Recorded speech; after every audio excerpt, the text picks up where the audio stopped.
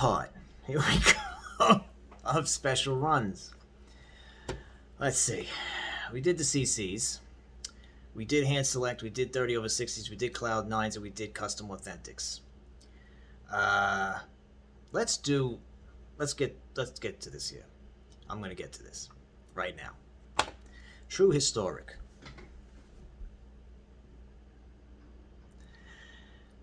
When the True Historics came out, it was a betrayal to the customers. It was a kick in the ass to older customers. It was the second 2002, 2003 thing. I know I haven't made a video on that. I will.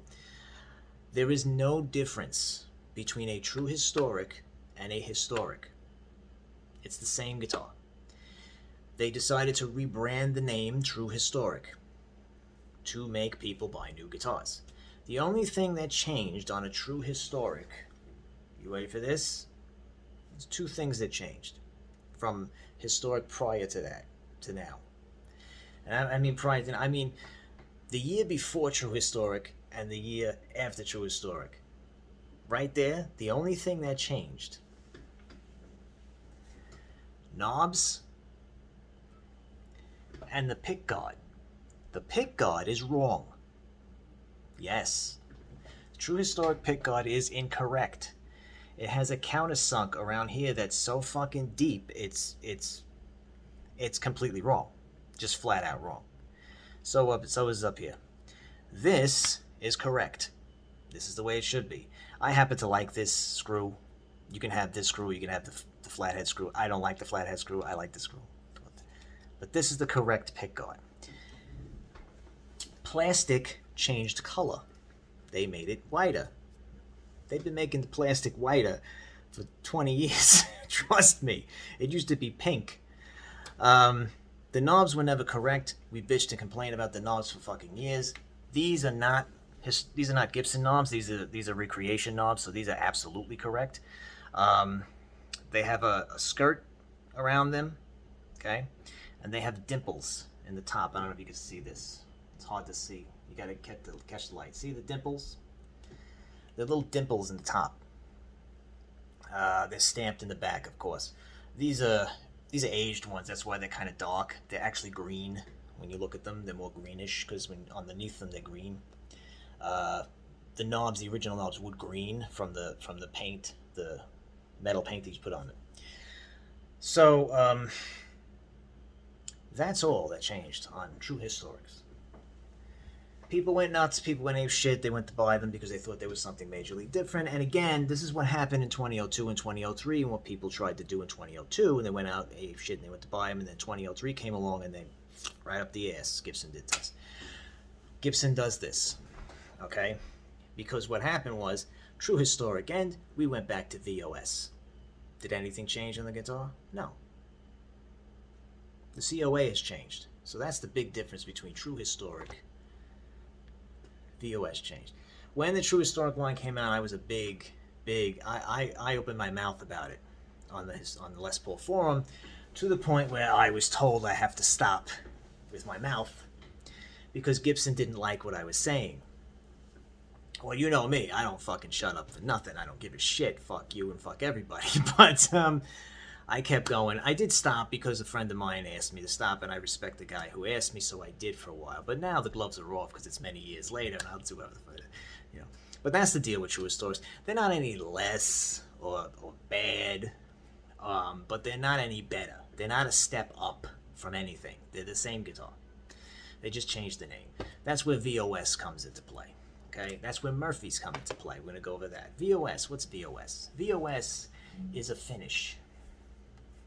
This used to be a VOS. Yes, this is shiny, right?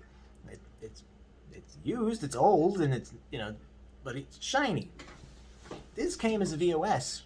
It's like gunk that they rub on the finish, and they don't put the finish through its final buffing. The idea here is they want the finish to be a little dulled, or they want to create a patina, okay? That's the idea behind it. It does it look? No, it doesn't look like the fucking patina. I mean, it's really funny because 90% of vintage guitars And I'm talking vintage guitars. I'm not talking 70s. It's not vintage guitars. 1965 back is vintage. It's vintage means an era. It doesn't mean an age. That's what it's referring to. So what they're trying to do, if you see 90% of Strats in the 60s, they're shiny as fuck. Even if they're beat up and they're old, they're still shiny as fuck. A patina is not dull. A patina is a certain quality to the finish that it looks once it gets old. So what most of us did, as the VOS was another fucking big kick in the ass. Because remember, when the VOS came out, the first time it came out, you had to pay extra for a shiny guitar. Oh yeah, you had no choice. You have to get a VOS. You want a shiny guitar? That's a grand extra. People were pissed. People were pissed. Like, I have to pay extra for you to finish the fucking guitar like it's supposed to be finished? Oh yeah. Yeah. That was the other fiasco with the VOS. Most of us, you just get Virtuoso guitar polish and cleaner, which is the best shit. Look it up, Virtuoso. You shine. You first have a cleaner, so it cleans, right? You could take naphtha and clean it, but I mean, you know. Then you polish it with that shit. You never polish your guitar for another 20 years. That's that good. That shit. It's fabulous. It's expensive, but it's great. I don't. The last time I cleaned this guitar was a while ago. I don't know. But it doesn't really need to be cleaned. There's not much fingerprints on it, so. But this was a VOS. We just cleaned the shit off. And there you go. Now you have a finished fucking guitar. It's shiny. If that's what you want, you know. But they started to put the hardware on. Murphy's. Let's go over Murphy's. I know Tom. I've spoken to Tom on many occasions, had conversations with Tom. Tom's a great guy, actually. He's very forthcoming in how he does it and how he, you know, ages the guitars and finishes them. He always tells stories. He's a really nice guy. Tom used to do everything with the razor blade. And Tom and what the fuck is it? He was one of the guys that helped start the fucking historic collection in the first place, was Tom Murphy. So he used to do his razor blade stuff to age the guitars, to mimic the checking, which, believe me, you think it's easy, it's not. Because I've done it. I aged an entire 58 once with a razor blade. It's not easy. You have to really know how to do, you know, mimic it and shit. It's hard. I did a gold top once. Never do it again because it flaked right. Oh, it was a disaster. Anyway, are Murphy's any different? No. Murphy Lab, is that any? No. Tom has nerve damage in his fingers from the razor blade and others.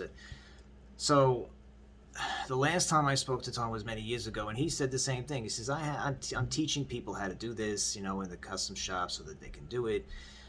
They called it in-house aging at one point, okay? In-house aging was really Tom Murphy work, just his team. Tom doesn't do the guitars much anymore.